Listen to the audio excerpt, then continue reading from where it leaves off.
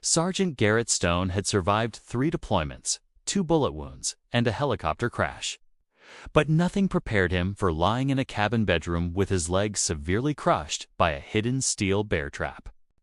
The pain came in sharp waves, but the fear underneath it gnawed at him most.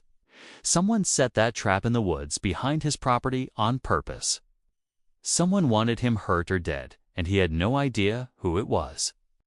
The local clinic sent a night nurse to monitor him until an ambulance could navigate flooded roads.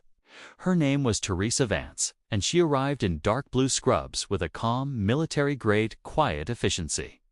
She checked his vitals with steady precision, her eyes scanning the window every few minutes. Garrett noticed it immediately. Combat medics did that. Nobody else counted exits and angles in an ordinary room. His dog, Titan, a Belgian Malinois, trained through 3 tours, paced the room and growled low at shadows. Titan didn't growl at nothing. He responded only to specific commands from very specific handlers. When a man in a deputy uniform and 2 others entered claiming to be transport, Titan's hackles rose instantly. Garrett reached for his gun, but Teresa raised 2 fingers, holding them steady for 3 seconds. With a subtle downward wrist flick, Titan's posture changed completely. He stopped growling and sat, watching the men with sharp discipline.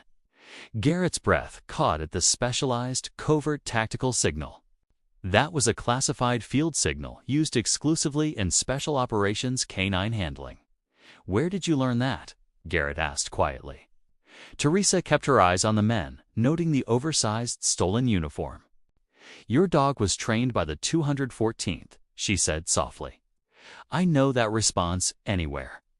The room went cold. Garrett had served in the 214th, a classified designation known only to elite Special Forces operators. The man holding a cardboard box shifted, and Titan bristled. Teresa lowered her flat palm in a hold command, and Titan obeyed. She was actively controlling the room and assessing threats before violence began. "Ma'am, we need to move the patient now," the fake deputy urged. Teresa stepped between the bed and the door. "He's not stable for transport," she lied calmly. "Vitals are erratic. Moving him risks arrest." Garrett realized she was buying time. This wasn't a rescue. It was a hostile extraction. "You should leave now before this gets complicated," Teresa warned firmly as the lead intruder reached toward his hip. Teresa snapped her fist forward, thrusting low. Titan exploded off the floor, crushing the armed man's forearm before he could draw his weapon.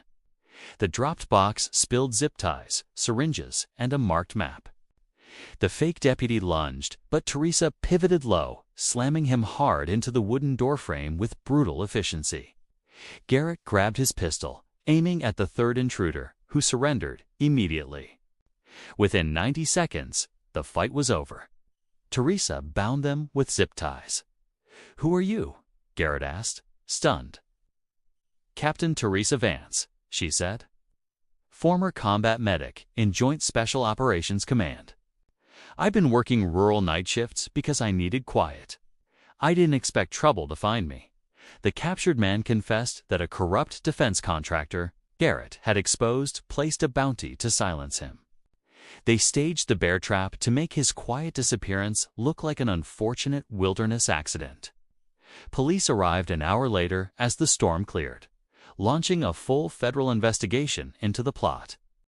The contractor's network collapsed within weeks once federal agents traced the paper trail. But for Garrett and Teresa, that night created a rare bond between 2 veterans who understood the same language.